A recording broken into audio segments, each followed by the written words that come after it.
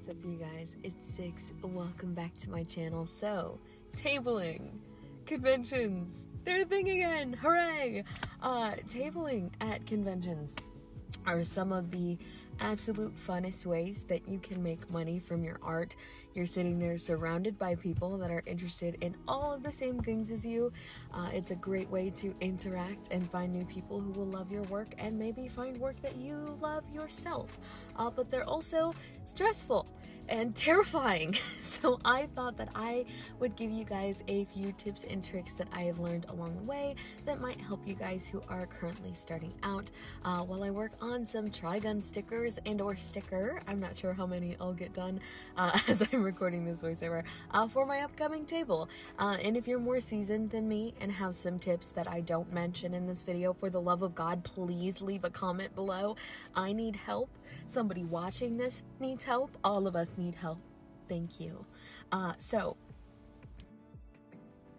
starting off with tip number one, and this is arguably the most important thing, and that is to plan out everything ahead of time. And I mean ahead of time, months ahead if you can. That may sound dramatic, but oh my lord, I wish I'd started planning for this table in April at the latest.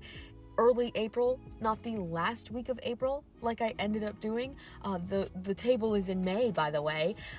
And the reason that I say that is because there will always be something that you forget and you'll inevitably end up remembering halfway through the planning process. So take me for instance. I thought for this table I was all set and ready to go. It was an indoor event, so I didn't need a tent, which is the thing that I dread most at outdoor events because I am severely vertically challenged. It is something that is impossible for me to set up on my own. I already had a huge backlog of prints and stickers that I could bring. I just had to show up and set up, right? Wrong.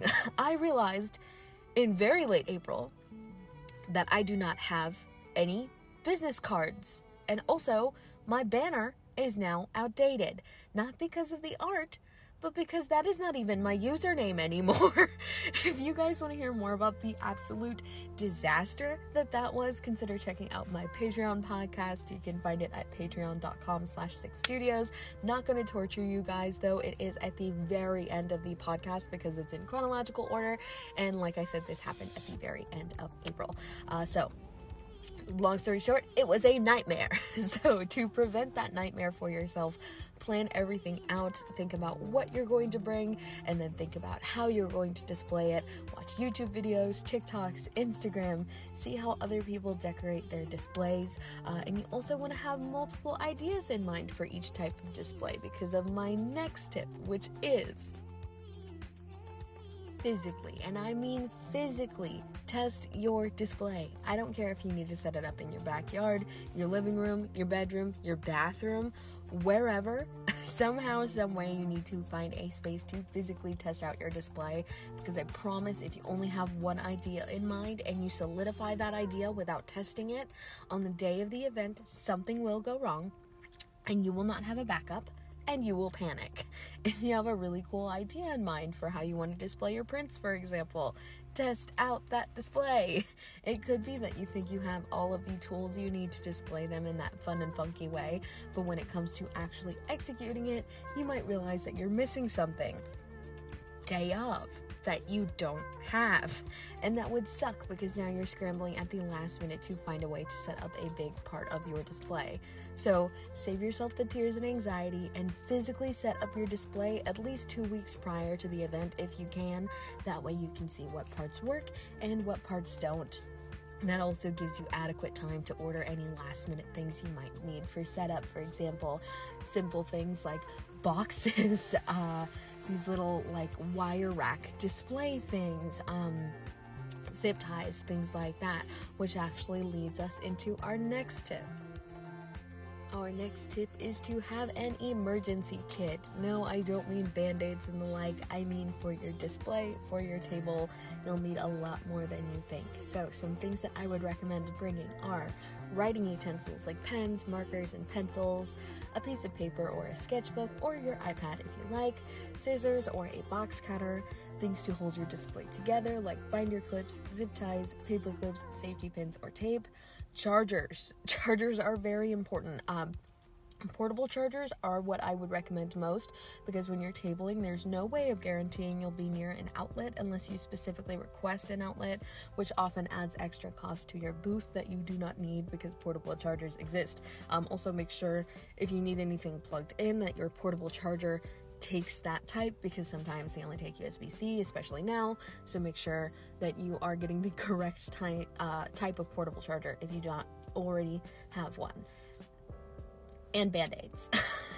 You don't need to bring every single one of these things, but I would recommend bringing at least one or two from each category. You never know when someone might ask you to sign a print, or if your price list is going to keep flying off the table, or if you nick your finger trying to gather prints during setup. Cons and pop-ups can be a chaotic environment, and it's always good to have backups and supplies for any type of mishap that could occur. Quick segue into our next tip, which is also a very quick one, and it is just to accept multiple forms of payment. We are fully in the digital age at this point. A lot of people are still going to be bringing cash to conventions because that's what they're used to, but you know what people are also used to having on them by now? Their phones, which gives you the option to let people pay through things like Cash App, PayPal, Venmo, and Square. They're a really good way to not have to worry about counting change and stuff like that. And they're also really convenient for both you and potential customers. They're really quick to get through. Square readers are very, very cheap. Mine was like $10 on Amazon like a couple of years ago. I don't know how much they are now, but I do imagine they're still very affordable, and all you have to do is plug them into your device. So that is very, very helpful. Super convenient for both you and any potential customers. So definitely accept multiple forms of payment. Next up, we have our final tip, and that is just to be ready for any result. Like I said, cons and pop-ups can be a chaotic environment. There might be a ton of people there might be nobody there. You might make a lot of sales, you might barely break even, or you might even bust. Do not let that discourage you. My first con I ever did was when I was really early starting out. I didn't even make stickers yet. All I had were a handful of prints and some really messily handmade pins out of like resin and acrylic paint, and they weren't good, but I was really proud of them. I also was doing sketch commissions though, and those were what sold the most. I think I only sold 2 prints and a few pins while I was there. I was $20 short of breaking even, and I'm gonna be honest with you guys, I cried. I super cried. I was devastated that I put so much excitement and energy into something that didn't end up selling at all. I am still trying to get rid of those prints to this day, by the way, but as you can see from me making this video, that did not stop me from tabling at other events. The next one I ended up doing, I actually profited quite a bit from, which was an amazing feeling. I was in a great spot, and people were so enthusiastic about my art, which definitely helped mend the heartbreak from my first table. The year after that, though, which was the same event, was total chaos. It was outdoors, and it was so windy. I was in a horrible spot at almost the very end of the line of tables, so nobody was coming by because they'd already been to so many tables. And the wind was whipping around like crazy. People's stuff was getting knocked off their table. I was scared my prints were gonna whack my husband in the back of his head. Someone's mirror fell off their table and shattered. It was a total mess, and I'm not even sure if I profited at that one or not. I think I might have barely broke even. It was just a total disaster. So again, be prepared for anything, whether that's the turnout of the event or something as simple as the weather.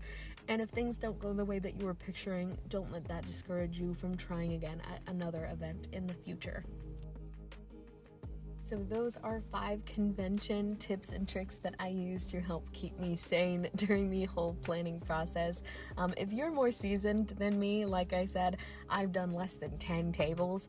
So if you know more than me, please leave a comment down below. Let us know any tips that you might have. I'm sure me or someone else desperately needs them.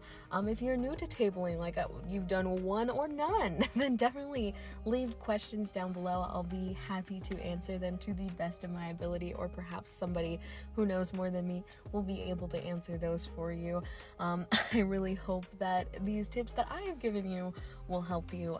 Anyway, with all that being said, I want to give a huge shout out to my patrons: Elise Thompson, Duran, Mandy, Sleeps, Created by Twins, Inkimu Art, Steph, Psychwalker13, Lucian at Crowboy Sketch, Fish Nor Flesh, and Becky Scribbles. Thank you guys so much for continuing to support me every single month. You guys are a big reason that I was able to do anything to prepare for this table event, especially that last minute disaster. That was absolutely insane, and it is all thanks to you guys that I was able to do so much stuff for this table. So again, thank you so much. If you want to support me and get really cool stuff like exclusive speed paints, an exclusive Patreon podcast, exclusive Patreon rewards like prints and stickers, all of that will be available on my Patreon. Again, it's patreon.com/six.studios. I love you guys so much, and I'll see y'all in the next one. Bye.